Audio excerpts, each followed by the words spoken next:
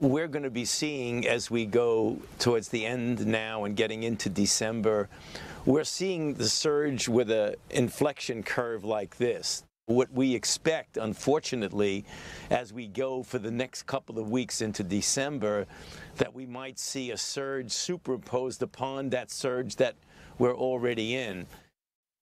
It has been just 4 days since Thanksgiving, and as you heard Dr. Fauci say, we expect to see additional post-holiday spikes in the virus numbers. That's on top of the sky-high numbers already we're seeing. The new case chart, it shows just how many more cases are being confirmed right now.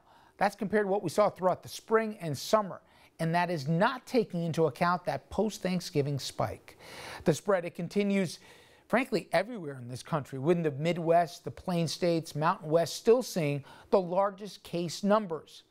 And we're seeing those ever-climbing case numbers. Now, among the 13 million cases and more than 250,000 deaths, they include 106,000 active cases, 818 deaths just yesterday, and more than 93,000 Americans being hospitalized as we speak with COVID. And the headlines tell the tale. Rhode Island opening field hospitals because their hospitals are full. West Virginia delaying elective surgeries. Los Angeles back in a stay-at-home order. Pennsylvania and Maryland surpassing their spring and their summer peaks. And beyond the numbers, they are the stories from the staff at a hospital in Indiana. All but one of these patients have COVID on this unit. It's a 13-bed unit, and we are completely full up here. I can't believe that so much is being asked of healthcare workers with so little resources. We're being asked to take care of this massive increase in patients, whereas resources haven't really increased. We're exhausted. We are tired. I have nurses that in the middle of the day start crying because, they keep on getting patients, and there are just not enough nurses that can help us. And their worries continue, even though they, like the rest of us, know that vaccines are on the way. It all is a question when it comes down to time and numbers. Moderna, they're asking today for emergency use authorization for its 95% effective vaccine. It's one of two about to come onto the market with high levels of effectiveness. The problem is, fewer than 6 in 10 Americans say they right now trust COVID vaccines enough to take them. That number, it's up from earlier months, but still way short of the 70+% of the population that will need to be vaccinated to achieve herd immunity. And it's leading to a debate over how to get more Americans to take it. Should the government require people to take it? Can airlines or sports arenas require a vaccine before you can enter an airport or a game? Now, some suggest the U.S. pay Americans even to get vaccinated. That's among the suggestions.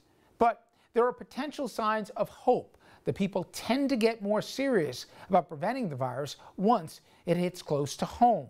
Now, take bright red North Dakota for a perfect example. It was one of the states most resistant to COVID restrictions. But now, 2/3 of all North Dakotans say they would take the vaccine. 60% in that state now support mask mandates. So why the change? Well, maybe because 1 in 4 North Dakotans know someone who has died from COVID, and half say they know someone who has gotten it. So if personal connections and personal stories are key to attitudes about the virus, then we need to hear from more people like our next guest. Dr. Taylor Nichols, he's an emergency room doctor at Mercy San Juan Medical Center, Carmichael. That's just outside of the capital city of Sacramento. And he has been seeing patients coming in for life-saving help, even as they continue to deny the threats of the virus. Doctor, thanks for the time, and also thanks what you and your folks are doing. And you shared really an amazing situation that you came through. And as I understand it, this isn't the first of its kind. People coming through the ER, we've heard some stories where people deny the very existence of COVID even to their last breath. But you had a situation where literally as part of your team, you being a doctor, you being Jewish, you had a black nurse, you had an Asian respiratory specialist, your team is literally trying to save a life of a patient. And as you see his shirt, or he's covered in Nazi tattoos, etc. Yet, I know you take the Hippocratic Oath seriously. You're doing everything, as is your team, to save lives of people who would very your very existence to go away. How surreal has it been, particularly in your community, in the last few weeks, if not months? Yeah, thank you for having me on, and thank you for asking. It's been incredibly surreal being on the front lines and seeing this firsthand. Has really been a trying experience. It's put a lot of stress on everyone. And really what I was trying to convey with that story was just what we're all going through, what we're experiencing, and some of the stress that we face. This has been wearing on all of us, and I understand that, but it's been really hard to face the fact that there are people who are denying, denying that COVID exists, denying our very safety by not following mandates, by not distancing, by not staying home. It puts us at risk. When the prevalence goes up in the community, we see more cases, we're exposed more often. And the fear, the stress that we face in the emergency department is real, in that we fear bringing this home to family, getting other people sick. And so it's really hard to face when you know that people don't see your worth the same as you really try to put forward in your efforts to care for them. Doctor, I've had workers in the front lines here in the Northeast, particularly springtime in New York was brutal, and they were sleeping in their garages because they didn't want to risk putting their potential spouse or their kids in contact with the virus. But earlier today, Governor Cuomo was doing a presser, and he said this, and this is in context to people who refuse to do the basic mitigation of masking or to socially distance, particularly around the holiday season. Listen to this, and I'm curious your reaction. You do whatever you want in your house. Invite whoever you want. But here's the deal. If somebody gets sick from what you did, you handle it. Don't call an ambulance and expose an ambulance driver. Don't go to the hospital and expose a nurse and a doctor and an 1199 worker because you wanted to be reckless. You handle it. Stay at home and take care of yourself. Now, he said that's obviously not how this works, and people are going to still, get in the bus, go to the guy's house and bring that person home, even though he won't do the bare minimum. But again, to come back to the story you shared, it's one step further. This guy's covered in swastikas. He hates the very idea of you or your staff supporting him. Do you have any hope that after the experience and he realized who saved his life, that maybe it changes? Or do you think that, he just thinks of this as a transaction? You guys did what you did, and he can think and feel however he wants. I think that's a valid question. I think it's important that we recognize where people are at, the experiences they've gone through to lead them to the situations that they're in, the beliefs that they hold. I think if it wasn't for the ability to hope, it would be really hard to do my job. It would be really hard to be on the front lines right now, or frankly ever, if you didn't hope that people could change.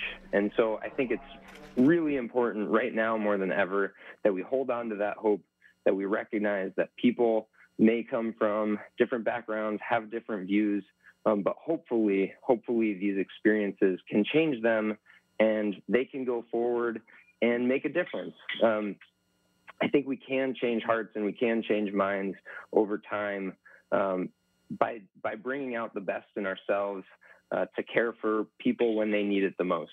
How hard has it been, Doctor? Because it's not just the fringe that will come through your doors. And I'm not bringing it into the world of politics, but the president has implied you folks in the front lines and hospitals are lying about numbers or hospitalizing people because you're trying to make a buck. Our doctors get more money if somebody dies from COVID. You know that, right? I mean, our doctors are very smart people. So what they do is they say, I'm sorry, but, everybody dies of COVID. It's like $2,000 more, so you get more money. It's not just the fringes.